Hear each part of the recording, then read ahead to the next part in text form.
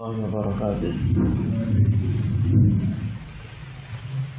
Bismillahirrahmanirrahim. Alhamdulillah hamdan katsiran thayyiban mubarakan fih mubarakan alaih kama yuhibbu rabbuna wa yarda. Asyhadu an la ilaha illallah wahdahu la syarikalah wa asyhadu anna Muhammadan abduhu wa rasuluh, amma ba'd.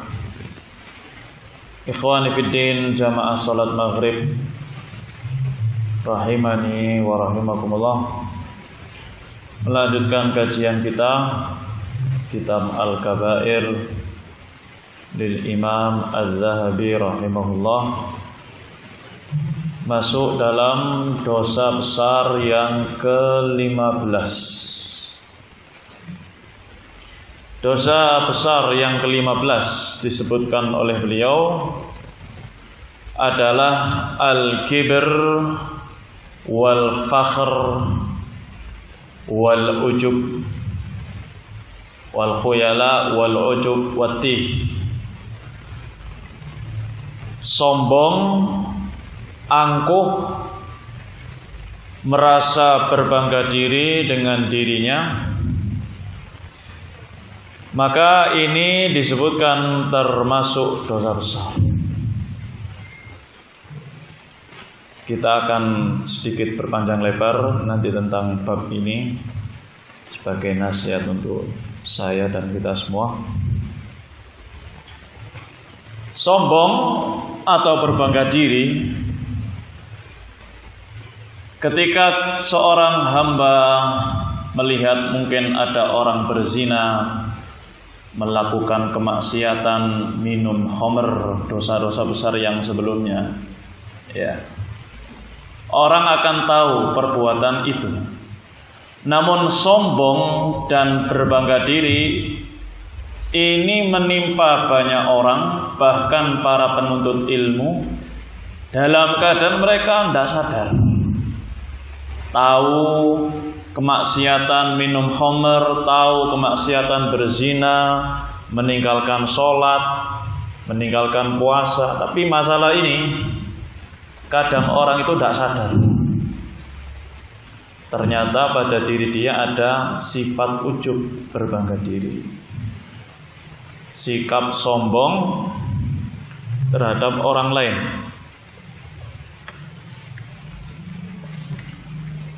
Dalil-dalil menunjukkan bahwa sombong dan bangga diri ini dosa besar sangat banyak sekali.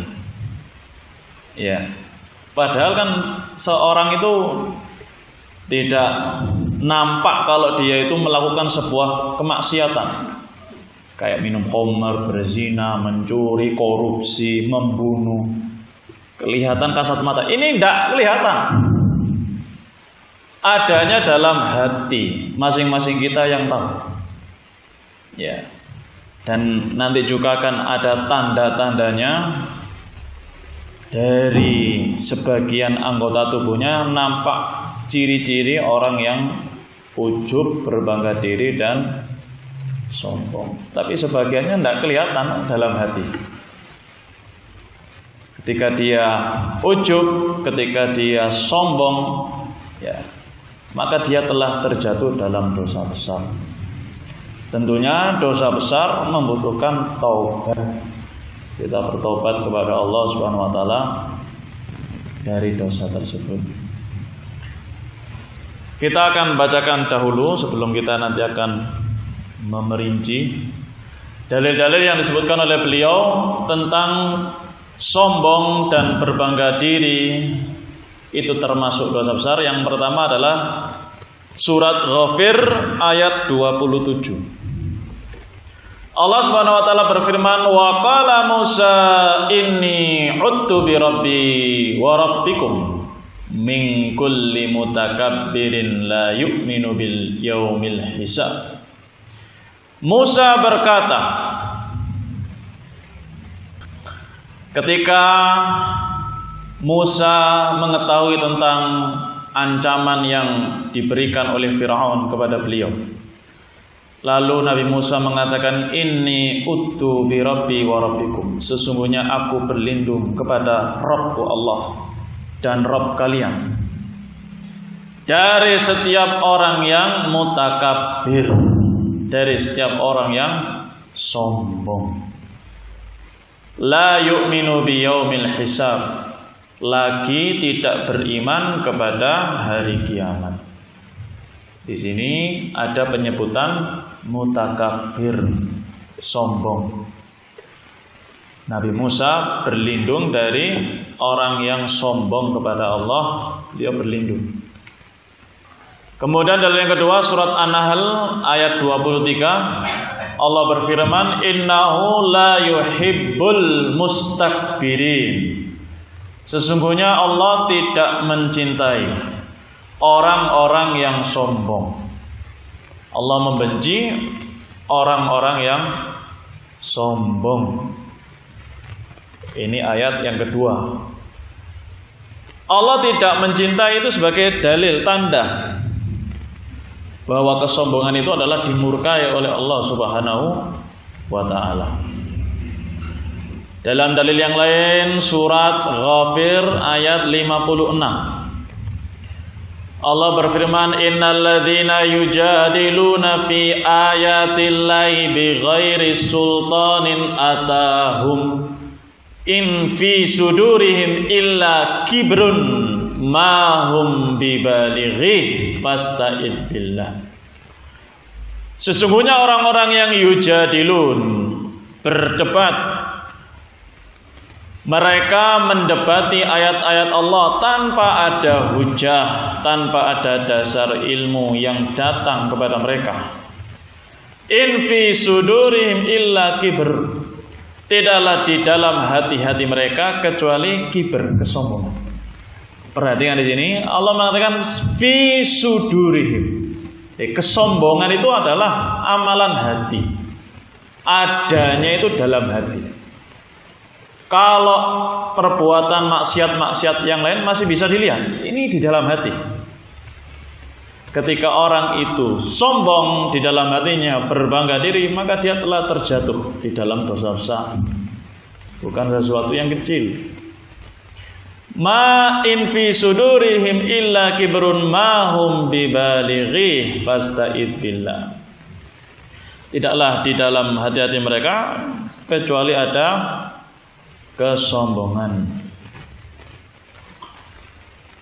Ikhwani fillah rahimani wa rahimakumullah, ini adalah 3 dalil dari ayat yang menyebutkan sombong, berbangga diri itu termasuk dosa besar. Kemudian dalam hadis Rasulullah SAW bersabda, bainama rajulun yatabakhtaru fi masyihi idh khasafallahu bihil arda. Ada seorang yang yatabakhtar, sombong di jalannya, model jalannya, gaya jalannya, nampak kesombongan pada dia. Idh khasafallahu, tiba-tiba Allah tenggelamkan dia ke dalam bumi. Orang tersebut sombong pada jalannya. Tiba-tiba Allah tenggelamkan dia ke dalam bumi. Fawa yatajaljalu fiha ila yaumil qiyamah. Dan dia terus ditenggelamkan. Dia terus terbenam di dalam bumi itu sampai hari kiamat. Nah, di sini juga sebagai dalil kesombongan, berbangga diri itu termasuk dosa besar. Bahwa orangnya itu diazab oleh Allah di dunia dengan model azab yang sangat keras, ditenggelamkan ke dalam bumi orang tersebut. Dalam hadis yang lain, beliau SAW bersabda, yuhsyarul jabbarun wal mutakabbirun yaumal qiyamah amsaladzur yata'uhumun nas. Pada hari kiamat, orang-orang yang bengis, orang-orang yang sombong akan dikumpulkan Mereka itu semisal semut, amsaladur yata'uhumun nas. Nanti mereka akan diinjak-injak oleh manusia ketika pada hari kiamat. Sebagian salaf mengatakan awalu dzambin usiyallahu bihi al-kibr. Dosa pertama yang dilakukan oleh makhluk adalah kesombongan. Dosa pertama kali yang Allah dimaksiati dengan dosa itu adalah kesombongan. Jadi dosa, nenek moyang dosa itu adalah kesombongan. Dalilnya apa? Allah Subhanahu wa taala berfirman, "Wa in qulna lil malaikati isjudu li adama fasajadu illa iblis aba wastakbar." Ini adalah dosa pertama kali yang dilakukan oleh makhluk, yaitu iblis sebagai makhluk Allah, di mana Allah dimaksiati dengan dosa tersebut. Ketika para malaikat sujud kepada Nabi Adam, mereka sujud. Adapun iblis ketika diperintahkan untuk sujud, aba, enggan, dan dia istakbar, sombong. Wa kana minal kafirin, dan dia termasuk golongan orang-orang yang kafir. Ikhwani fiddin rahimani wa rahimakumullah. Kemudian beliau memberi catatan setelah ayat itu. Beliau mengatakan, faman istakbara 'alal haqqi kama fa'ala iblis lam yanfa'hu imanuhu. Barang siapa yang sombong terhadap kebenaran, ketika kebenaran itu sudah datang kepada dia, datang dalil sudah disampaikan oleh saudaranya, lalu dia berbuat seperti perbuatannya iblis, tidak mau menerima. Dia angkuh merasa lebih tinggi dari pembawa nasihat. Mungkin dia statusnya lebih besar dari pembawa nasihat. Maka lam yanfa'hu imanu. Imannya itu tidak bermanfaat. Iblis beriman kepada Allah, ya. Beriman orang iblis ini? Beriman. Allah sebagai Rabb, iblis beriman, tapi imannya iblis tidak bermanfaat. Dia diazab, dia dihukum, dimurkai oleh Allah Subhanahu wa taala. Maka siapa saja dari kalangan manusia yang sombong terhadap kebenaran, maka iman dia itu tidak bermanfaat. Sebagaimana iblis, imannya enggak bermanfaat. Dan dulu iblis termasuk jajaran makhluk yang beribadah kepada Allah di surga bersama para malaikat. Karena kesombongannya, dosa pertama kali yang dilakukan manusia, dilakukan oleh makhluk Allah, dia diturunkan ke dunia. Termasuk makhluk yang nanti di hari kiamat akan diazab di dalam neraka. Ikhwani fiddin rahimani wa rahimakumullah. Kemudian beliau juga bersabda sallallahu alaihi wasallam, al-kibru safahul haq wa ghamtun nas. Sombong itu bisa dinilai. Gimana cara nilainya? Seorang itu safahul haq, meremehkan kebenaran. Wa ghamtun nas, juga bisa dinilai sombong itu orang meremehkan manusia yang lain. Ketika orang itu kita lihat dia merendahkan kebenaran, menolak kebenaran, dan dia meremehkan manusia yang lainnya, maka pada diri dia ada bibit-bibit kesombongan. Dalam lafaz yang lain beliau mengatakan al-kibru batarul haq.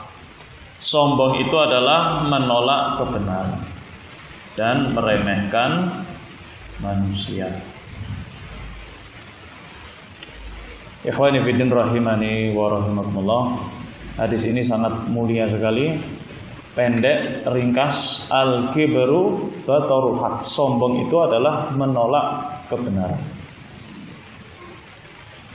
Ketika seorang menolak kebenaran, dalil sudah disampaikan tapi dia menolak, maka berarti ada kesombongan pada diri dia. Walaupun yang menolak ini dengan halus, dengan sopan, menolaknya dengan sopan, dengan halus. Ya, tapi dia menolak, maka dia sombong. Di sini beliau mengatakan al-kibru batarul haq. Pokoknya Anda menolak kebenaran berarti Anda sombong, walaupun menolaknya dengan cara yang halus. Dengan cara kasar, dengan cara halus. Sementara Anda menolak kebenaran, berarti di dalam diri Anda ada bibit-bibit kesombongan. Wa ghamtun nas, dan meremehkan manusia. Ikhwani fillah rahimani wa rahimakumullah. Dalam surat Luqman ayat 18 Allah berfirman, innallaha la yuhibbu kulla mukhtalin fakhur. Sesungguhnya Allah tidak mencintai setiap hamba yang sombong lagi fakhur, membanggakan diri. Seorang hamba yang sombong dan membanggakan dirinya, Allah sangat benci kepada orang tersebut. Ini juga sebagai dalil kesombongan, bangga diri itu termasuk dosa besar.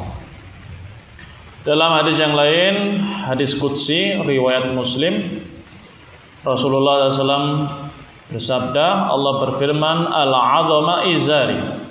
Allah mengatakan azamah izari, kebesaran itu adalah pakaianku. Wal kibriya ridai, kesombongan itu adalah selendangku. Faman naza'ani fihima alqaituhu finnar. Barang siapa yang melepasnya, menandinginya dengan dia memakai pada dirinya seorang manusia yang kecil, yang lemah, maka aku akan lemparkan dia ke dalam neraka. Ya, kalau Allah Subhanahu wa taala sangat pantas sekali bersombong. Yang menciptakan kita, menciptakan makhluk hidup. Kita diciptakan dari nol. Setelah diciptakan dikasih rizki, dikasih orang tua, ditarbiyah sampai sekarang. Itu satu orang. Berapa juta makhluk hidup di alam semesta ini? Allah yang menciptakan. Sangat pantas sekali Allah itu sombong. Dan Allah Maha Besar. Ketika manusia yang kecil, yang lemah, penuh kekurangan, penuh dengan kelemahan, lalu dia sombong, maka Allah akan mengancam, aku lemparkan dia ke dalam neraka. Dalam hadis yang lain, beliau SAW bersabda, ikhtasamat al-jannah wan nar ila rabbiha. Surga dan neraka ini saling berdebat. Faqalat al-jannah, surga berkata, ya Rabbi mali yadkhuluni du'afa'un nas wa saqatuhum. Ya Allah, kenapa yang masuk ke dalam diriku, yaitu surga, masuk ke dalam surga ini itu orang-orang du'afa, orang-orang yang lemah, wa saqatuhum, orang-orang rendahan, orang-orang yang lemah di kalangan manusia. Wa qalatin nar, kemudian neraka mengatakan uthirat bil jabbarin wal mutakabbirin. Neraka mengatakan masuk ke dalam diriku, yaitu masuk ke dalam neraka orang-orang yang diktator, orang-orang yang bengis, wal mutakabbirin, dan orang-orang yang sombong. Hadisnya panjang. Di sini beliau hanya memotong sebagian, mengambil syahidnya, yaitu kata mutakabbirin. Golongan yang masuk ke dalam neraka itu adalah mutakabbirin, orang-orang yang sombong. Kemudian dalam ayat Allah Subhanahu wa taala berfirman, tilka darul akhirah naj'aluha lil ladzina la yuriduna uluwan fil ardi wala fasada. Itulah negeri akhirat, kami jadikan itu bagi orang-orang yang tidak menginginkan ketinggian di muka bumi. dan mereka juga tidak menginginkan kerusakan di muka bumi. Surga diperuntukkan bagi orang-orang yang tidak sombong, orang-orang yang tidak menginginkan ketinggian. Dalam ayat yang lain Allah Subhanahu wa taala berfirman, "Wala tusair khaddaka linnas", wahai manusia, la tusair khaddaka linnas, jangan palingkan pipimu, wajahmu. Ketika kamu berhadapan dengan manusia, jangan kamu palingkan, melengos. Wala tamshi fil ardi marha, dan janganlah kamu berjalan di muka bumi dengan sombong. Di sini Allah melarang seorang hamba ketika berjalan dengan gaya model yang ma'ruf, itu adalah menunjukkan orang yang sombong. Ikhwani fillah rahimani wa rahimakumullah. Kemudian dalam hadis yang lain, ketika orang yang sombong, ketika orang berbangga diri, terkadang azab dari Allah itu langsung turun kepada dia, seperti yang sebelumnya. Orang itu ditenggelamkan oleh Allah ke dalam bumi. Salah satu dalil yang lain bahwa orang yang sombong langsung azab itu turun ketika ada lelaki makan di samping Rasulullah SAW dengan tangan kiri, bishimali. Kemudian Rasulullah nasihat kepada dia ini, kul biyaminik, makanlah dengan tangan kanan. Ya, nasihat, kebenaran, al-haq datang kepada dia. Kalau makan dengan tangan kanan, ya akhi, makanlah dengan tangan kananmu. Qala la astati, aku tidak mampu. Bayangkan ya, ini kalau zaman sekarang misalnya ngomongnya dengan halus, ya Rasulullah, la astati, kula mboten saged. Dengan bahasa kromo, kula mboten saged. Saya enggak bisa. Dengan bahasa kromo halus misalnya, la astati, saya enggak mampu. Ma mana'ahu illal kibr, kata beliau, tidaklah mencegah orang tersebut kecuali kesombongan. Dia mengatakan itu walaupun dengan bahasanya yang seperti itu, di dalam dirinya itu ada kesombongan yang mencegah nasihat itu untuk diamalkan. Sehingga beliau mengatakan, la istata'ta, semoga engkau tidak akan mampu lagi makan dengan tangan kanan. Didoakan oleh Rasulullah, la istata'ta, semoga kamu enggak bisa makan dengan tangan kanan. Fama rafa'aha ila bihi ba'du, kemudian dia tidak akan mampu selama-lamanya makan dengan tangan kanannya ke mulutnya. Rawahu Muslim. Nah, di sini sebagai azab, hukuman yang datang langsung seketika itu, ketika orang itu menolak kebenaran dengan kesombongan. Makanya kita ini hati-hati kalau mendapatkan nasihat, ya. Ketika kita diberi wejangan, dikasih ilmu, dalil, Quran, Sunnah, kita berusaha walaupun itu mungkin berat, kita diam, berusaha menerima apa yang dinasihatkan itu. Jangan sampai mencela, mencerca, menolak dengan hawa nafsu, ya, nggak relevan dengan zaman ini, nggak cocok diterapkan pada zaman sekarang, ya. Suatu yang sudah jadul, kita komen-komen dengan komenan kita, maka hati-hati. Bisa jadi azab itu turun waktu itu. Sebagaimana orang ini langsung dia tidak akan mampu mengangkat tangannya setelah itu. Didoakan oleh beliau karena sombongnya orang itu tidak mau menerima nasihat. Beliau SAW juga bersabda, ala ukhbirukum bi ahlin nar, maukah aku beritakan kepada kalian siapa penduduk neraka? Kullu utulin jawadzin mustakbir. Penduduk neraka itu adalah setiap orang-orang yang utul, yang kejam, jawadzin mustakbir. Orang itu akhlaknya jelek, jawab. Ada yang menjelaskan jawad artinya sayyi'ul khuluq, orangnya jelek akhlaknya, angkuh dalam berjalan. Mustakbir, dan dia sombong. Jawad ada beberapa penjelasan ulama, ada yang mengatakan sayyi'ul khuluq, akhlaknya jelek, ada yang menjelaskan jalannya angkuh, ada yang mengatakan pengumpul harta. Mustakbir, dan dia sifat yang lain adalah sombong.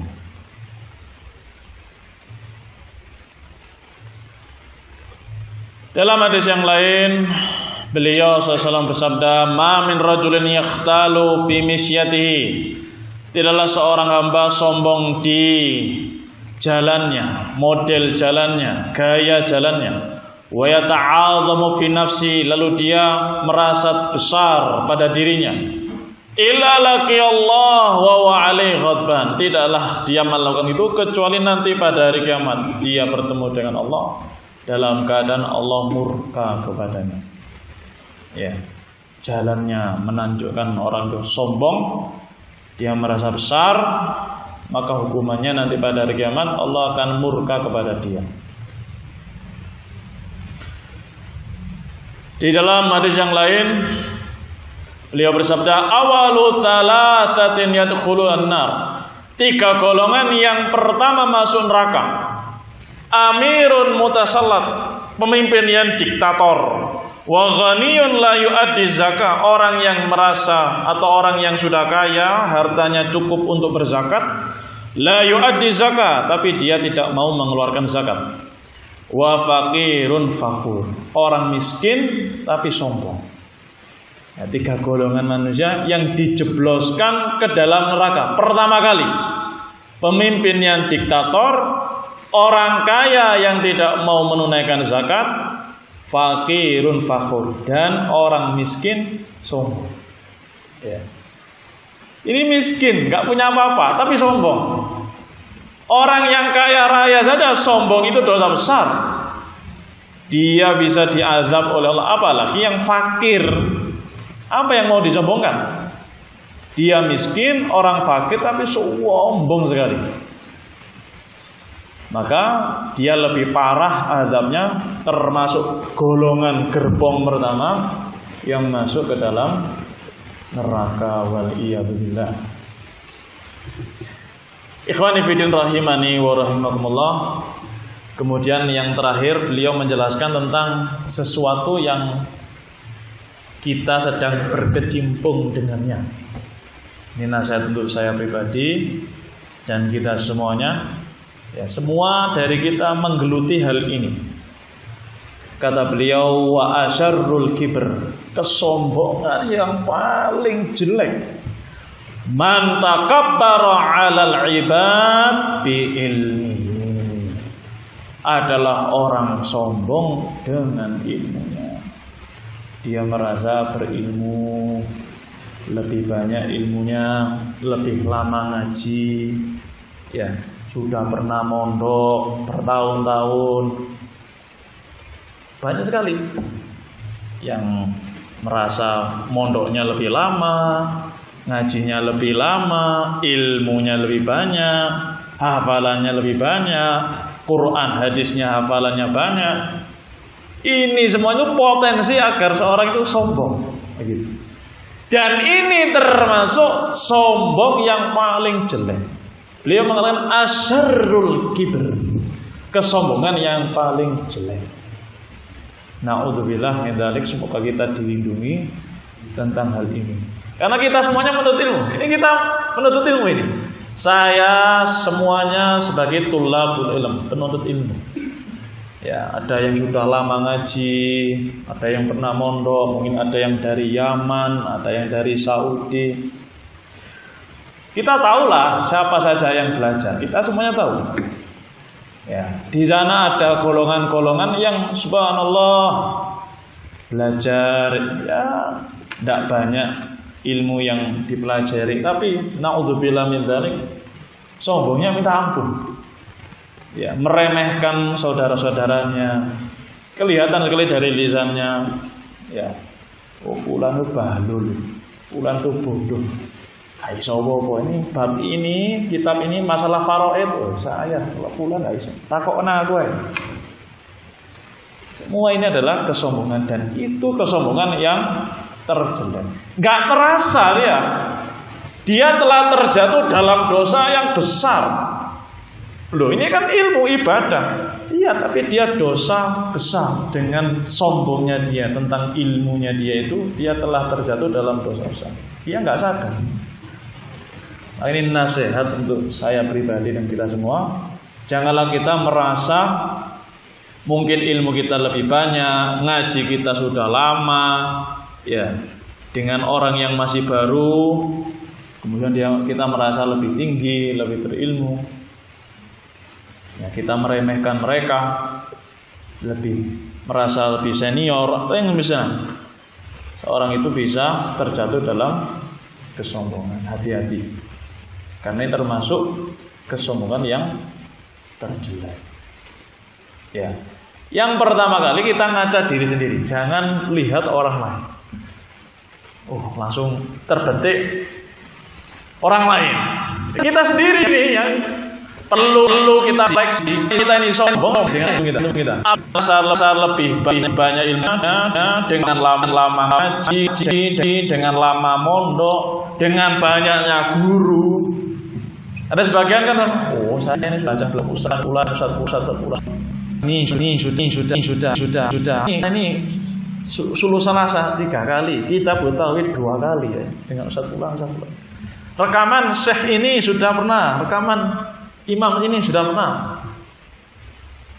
Ya. Tapi dia tidak sadar kalau dia terjatuh dalam kesombongan, dalam bangga diri dengan ilmu yang dia pelajari. Ta'azzama fi nafsihi bi fadilatihi. Dia merasa besar pada dirinya tentang keutamaan yang dia miliki.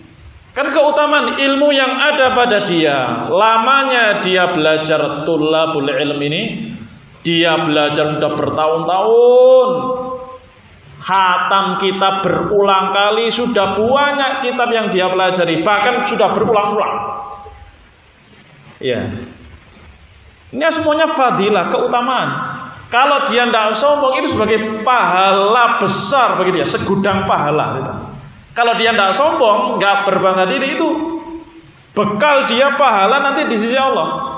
Tapi kalau dia ta'adzama, dia mulai merasa besar, merasa tinggi, punya keutamaan, diustadkan, ya, jadikan rujukan. Na'udzubillah min dzalik, maka dia akan masuk dalam dosa besar yang namanya kibr wal ujub.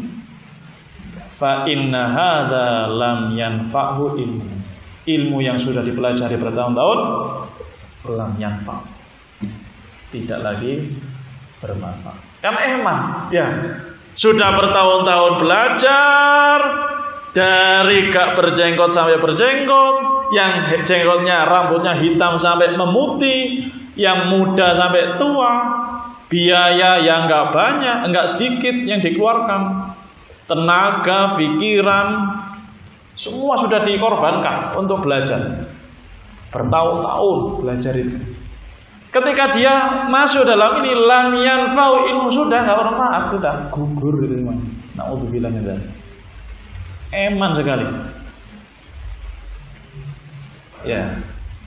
Maka nasihat untuk kita pribadi, kita semuanya, hati-hati tentang masalah ini, terkhusus dengan ilmu amalan soleh yang kita kerjakan. Fa inna man talabal ilma lil akhirah kasarahu ilmu. Harusnya ini secara faedah yang dipelajari dari ilmu yang dia pelajari harusnya seperti ini. Kata beliau, man talabal ilma lil akhirah, kalau orang itu belajarnya benar, niatannya bagus, tujuannya hanya akhirat, terus tidak ngurus manusia, maka kasarahu ilmunya dia itu akan menjadikan dia lembut, menjadikan dia tawadhu. Orangnya tawadhu sudah. Siapa yang menjadikan tawadhu? Ya ilmunya itu. Berarti benar-benar tujuan niatan dia belajar itu sangat-sangat bermanfaat bagi dia, sehingga ilmunya itu menjadikan dia tawadhu. Adapun yang tadi belajarnya banyak, lama, bertahun-tahun, kemudian dia sombong, angkuh, maka perlu ditanyakan tujuan niatan dia belajar itu untuk apa. Kok bisa dia sudah belajar banyak, bertahun-tahun, ilmunya banyak, ternyata ujung-ujungnya dia sombong, berbangga diri. Karena secara syariat harusnya ilmu yang dipelajari itu akan menjadikan dia semakin tawadhu, bukan semakin sombong.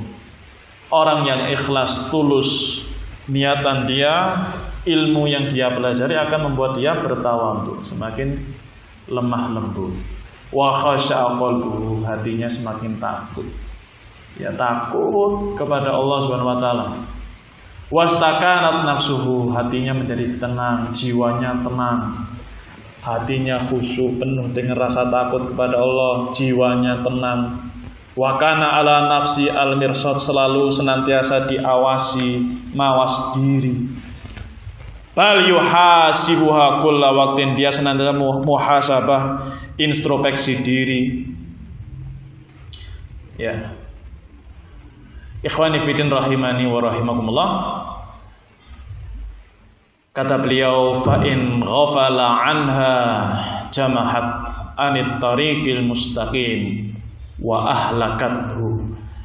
Jika orang itu tidak introspeksi, lalai dari dirinya, dia lepaskan kendali hatinya. Harusnya ilmu itu terus menjadikan dia terbimbing, ya. Tapi dia mulai lalai, maka jamahat anit tariqil mustaqim, dia akan menyeleweng dari jalan yang lurus. Dia akan hancur dan menyeleweng dari jalan yang lurus ketika dia sudah tidak lagi introspeksi, berusaha mengikhlaskan, mentuluskan niatan dia karena Allah, ada tendensi duniawi, maka dia akan jamahat, menyeleweng dari jalan yang lurus. Wa man talaba al-ilma lil fakhri war riyasah wa nadhara ila al-muslimina syazran wa tahamaqa alaihim wazdara bihim fahadha min akbaril kibr. Barang siapa yang belajar ilmu tujuannya untuk sombong, untuk riyasah, mendapatkan posisi kedudukan, melihat manusia semuanya di mata dia teranggap remeh, tahamaqa alaihim, menganggap bodoh saudara-saudaranya, wasdara bihim, merendahkan mereka, maka ini adalah dosa yang sangat besar. Dosa besar yang namanya al-kibr, kesombongan. Wala yadkhul jannah man fi qalbihi mithqala dzarratin min kibrin, dan tidak akan masuk surga orang yang di hatinya ada mithqala dzarrah. Mithqala dzarrah di dalam ilmu nahwu itu disebut sibhul miqdar. Jadi ada di dalam bab mansubat, bab tamyiz, mungkin sebagian pernah dengar. Di sana ada tamyiz itu setelah al-adad, setelah miqdar. Miqdar itu jarak. Misalnya sibron, aku membeli tanah sibron, 1 jengkal. Kemudian timbangan, aku membeli kiloan, 2 kilo, misalnya kiloen ruzan, 2 kilo beras adat. Ada yang di sana shibhu al-miqdar, mirip ukuran, yang dinamakan dengan mithqala dzarrah, yang sesuatu aslinya tidak bisa ditimbang dengannya. Mithqala dzarrah itu disebutkan oleh para ulama, ada beberapa tafsiran. Ada yang mengatakan mithqala dzarrah itu seukuran debu yang berterbangan. Jadi kalau kita di pagi hari di jendela itu kan ada kayak apa, debu-debu itu kan. Apa namanya itu ya? Nah, itu apa namanya itu? Debu-debu itu kan. Nah, itu mithqala dzarrah. Ada yang mengatakan sigharun naml, mithqalu dzarrah itu ada yang mengatakan semut kecil. Ada yang mengatakan ra'sun naml, ra'sun namlah, kepala semut. Semut kecil kepalanya gitu. Ya. Ketika ada secuil sekecil dari kesombongan, maka dia tidak akan masuk ke dalam surga. La haula wala quwata illa billah. Ikhwani fillah rahimani wa rahimakumullah. Selesai dari penjelasan beliau tentang dosa besar yang ke-15 yaitu kesombongan. Kita akan tambahkan jika tidak selesai, kita akan bacakan di pertemuan setelahnya. Di sini ada kitab namanya Awaiqut Thalab. Ya, ini kitabnya bagus sekali. Judulnya Awaiqut Thalab. Awaiq jamak dari aik. Namanya penghalang penuntut ilmu. Penghalang belajar. Di sini beliau menyebutkan sekitar 10.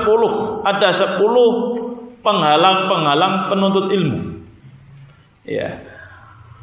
Saripati dari penjelasan ulama sejak zaman dulu dikumpulkan, dijadikan saripati menjadi 10 poin. Yang seringnya penuntut ilmu itu gagal dengan 10 penghalang ini. Di salah satu penghalang di Al-A'iq As-Sadis, penghalang yang ke-6. Ini yang terjadi di kalangan para penuntut ilmu. Ya, penuntut ilmu itu jangan dibayangkan santri toh, enggak. Kita ini semua penuntut ilmu. Ya santri, ya yang bukan santri, aba-aba, bapak-bapak, ibu-ibu yang belajar ilmu agama. Maka di situ ada penghalang-penghalang yang menjadikan seorang itu bisa gagal dalam perjalanan menuntut ilmu. Nah, salah satunya ini penghalang nomor 6. Al-ghurur wal ujub wal kibir. Beliau Syekh Abdul Salam bin Barjas sudah meninggal rahimahullah, menyebutkan penghalang yang ke-6 bagi penuntut ilmu itu adalah al-ghurur, tertipu dengan dirinya sendiri. Al-ujub, berbangga diri, wal kibir, merasa sombong, merasa tinggi atas saudara-saudaranya.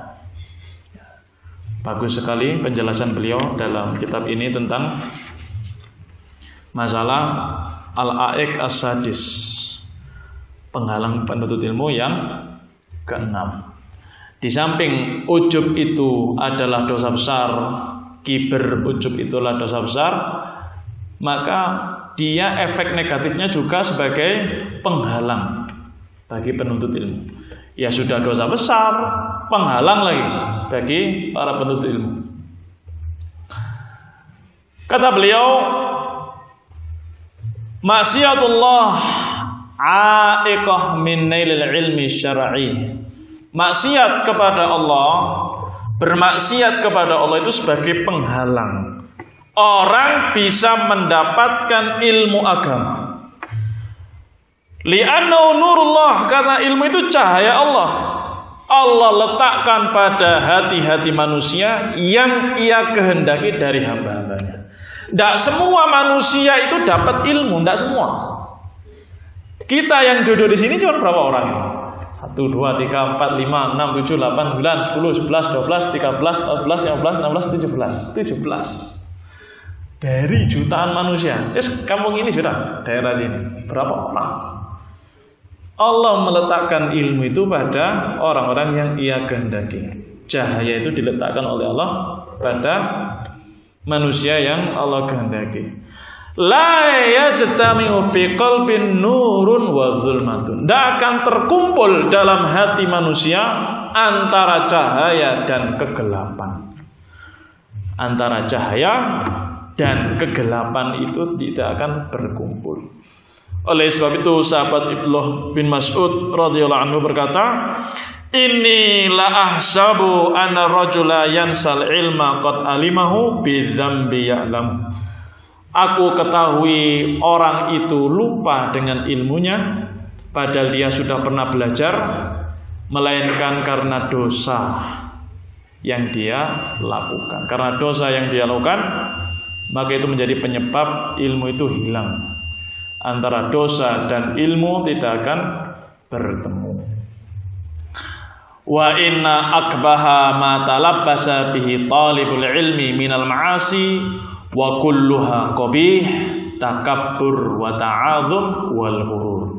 Dan yang paling buruk dari maksiat yang dilakukan oleh penuntut ilmu, walaupun seluruh maksiat jelek, tapi yang paling jelek, yang paling buruk menimpa talibul ilmi dari dosa maksiat adalah takabur, sombong, ta'adzum, merasa besar, wal ghurur, dia tertipu dengan dirinya, bangga diri dengan dirinya. Ikhwani fillah rahimani wa rahimakumullah, sebagai mukadimah penjelasan beliau bahwa dosa maksiat itu adalah penghalang dari bermanfaatnya ilmu. Dia belajar ilmu, tapi nggak akan bermanfaat, nggak akan berkumpul manfaat ilmu itu dengan kegelapan dosa. Dosa pada seorang penuntut ilmu yang terbesar adalah takabur, sombong, merasa tinggi, merasa berbangga diri dengan apa yang dia pelajari. Ikhwani fillah rahimani wa rahimakumullah, kelanjutannya insyaallah kita lanjutkan pada pertemuan selanjutnya. Masih ada beberapa penjelasan yang sangat bagus dari beliau. Semoga bisa kita baca di pertemuan setelahnya. Amin ya rabbal alamin. Subhanakallahumma wa bihamdika asyhadu an la ilaha illa anta astaghfiruka wa atubu ilaik.